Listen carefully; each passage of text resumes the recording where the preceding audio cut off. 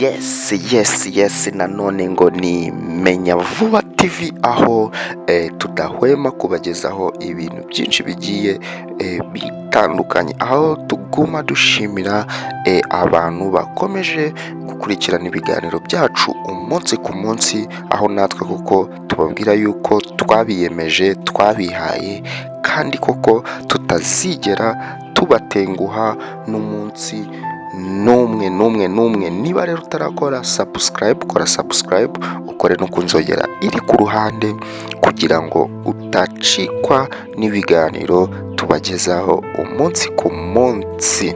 Uyu munsi rero tugiye kujya muri ka gace kahariwe ubuzima, aho tuvuga ku ndwara zigiye zitandukanye. Ubu rero tukaba tugiye kwibanda cyane ku ndwara bakunze kwita ifumbi cyangwa se indwara y'amenyo.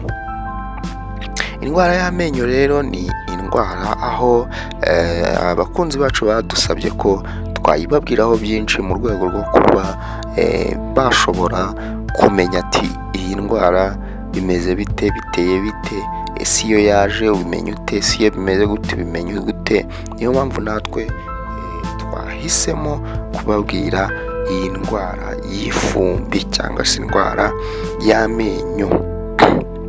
Indwara y'ifumbi ni indwara iza mu byiciro bitandukanye. Iyo umuntu agifatwa, ishinya irabyimba, hanyuma igatangira kuva amaraso. Ibyo bishobora kuba mu gihe umuntu yoza amenyo cyangwa amaraso akava nta mpamvu igaragara ibiteye. Nanone iyo umuntu yisuzumisha ishinya akava amaraso, bishobora kugaragaza ko yamaze gufatwa n'ifumbi y'amenyo. Iyo ibyo birangiye, ishinya n'urwasaya bitangira kwangirika. Umurwayi ashobora kutagaragaza ibimenyetso by'iyi ndwara kugeza igihe izaba imaze kumurenga. Iyo igeze kuri urwo rwego, amenyo atangira gucukuka, agakuka, hagati yayo hakaza imyanya, umuntu akanuka mu kanwa. Ishinya igatandukana n'amenyo, bigatuma asigara yanamye, n'ishinya ikava amaraso. Bimwe mu bintu rero twavuga yuko bitera ifumbi ndetse n'ingaruka zayo, hari ibintu bitandukanye bishobora gutera indwara y'ifumbi.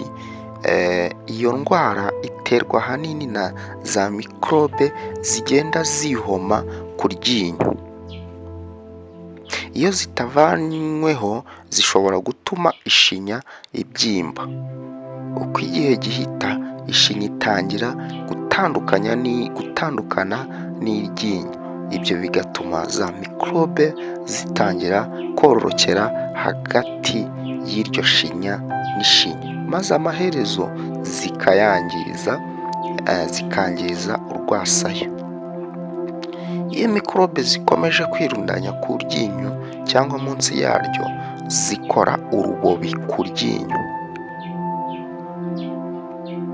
Kubera ko urwo rubobi ruba rutwikiriwe na za mikorobe, rukomeye kandi rufashe ku ryinyo, ntirupfa kurivaho nk'uko bimeze kuri za mikorobe ziba zihomye ku ryinyo. Ibyo bishobora gutuma izo mikorobe zikomeza kwangiza ishinya.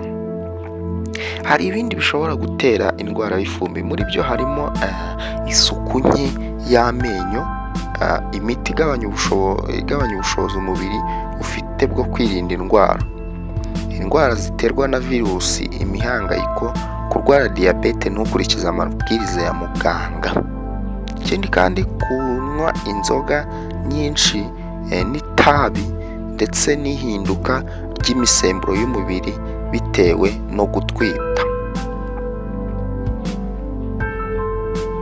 Indwara y'ifumbi ishobora guteza ibindi bibazo kubabara mu kanwa cyangwa gukuka amenyo bitewe n'ifumbi. Bishobora gutuma udakanjakanja ibyo kurya neza ngo wumve bikuryoheye. Nanone iyo ndwara ishobora gutuma kuvuga bikugora cyangwa ikakwangiriza isura. Ubushakashatsi bwagaragaje kandi ko indwara yo mu kanwa zigira ingaruka ku buzima bw'umuntu muri rusange.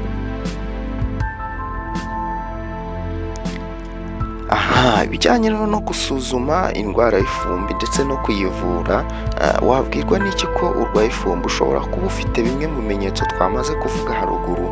Mu gihe usanzwe ubifite, byaba byiza ugiye kwisuzumisha kwa muganga w'amenyo w'inzobere kugira ngo asuzume neza ishinya yawe. Ese indwara y'ifumbi iravurwa igakira?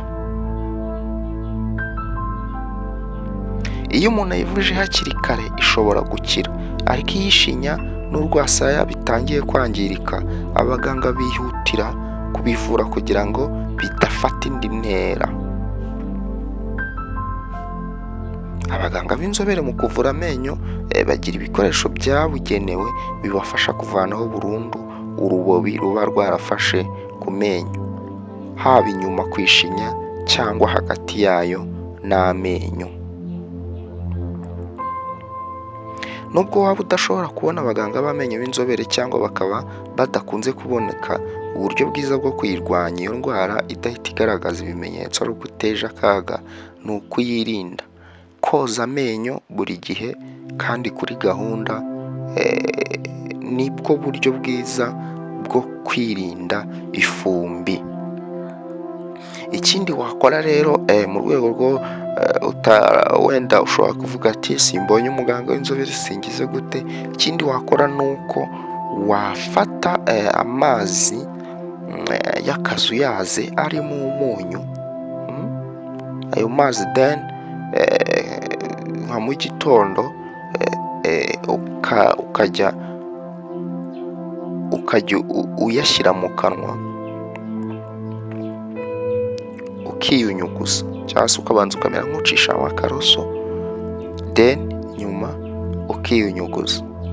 Ayo mazi nayo arafasha, cyangwa se ugafata amazi arimo indimu then ukabigenza nka kuriya twari tuvuze ukiyunyuguza, nabyo rwose birafasha. Iyi ndwara y'amenyo ni indwara mbi cyane, mbi, aho rwose abantu benshi ibazahaje ku isi, kuri iyi si yacu, aho rwose usanga umuntu ashobora kumara iminsi adasinziriye habe namba, kuko izo virusi iyo ziri mu kanwa ntabwo bijya bikorohera gusinzira. Kandi ikibazo cyo kuba udashobora gusinzira ni uko nta ruhande ushobora kubona usinziriramo. Niba uryamiye uryamiye uruhande rw'ibumoso, bitewe na za mikorobe ziba ziri connected n'imitsi yose, uraryama ukumva neza, ukumva ibintu bimeze nabi, ntube wabasha gusinzira. Wahindukiza ku rundi ruhande narwo bikanga burundu. Rero mu byo ukwiriye kwirinda itabi, inzoga nyinshi. Icyo nakubwira rero ni Menya Vuba TV, aho tudahwema uyu munsi ko tuba twabahariye kugira ngo tubamenyeshe kuri iyo ndwara y'amenyo izahaje abantu benshi ku isi. Menya Vuba TV rero twarabiyemeje, kandi koko ntago tuzigera tubatenguha n'umunsi n'umwe. Kora subscribe niba utarakora subscribe, ukore no kunzogera iri ku ruhande kugira ngo nituzajya dushyiraho ikiganiro uzajya uhita ubimenya, ndetse koko wige byinshi. Menya Vuba, izina ni ryo muntu. Menya vuba kugira ngo utangirika, cyangwa se kugira ngo ubuzima bwawe butagwa mu kaga. Reka rero tukore iki? Tubonane ubutaha.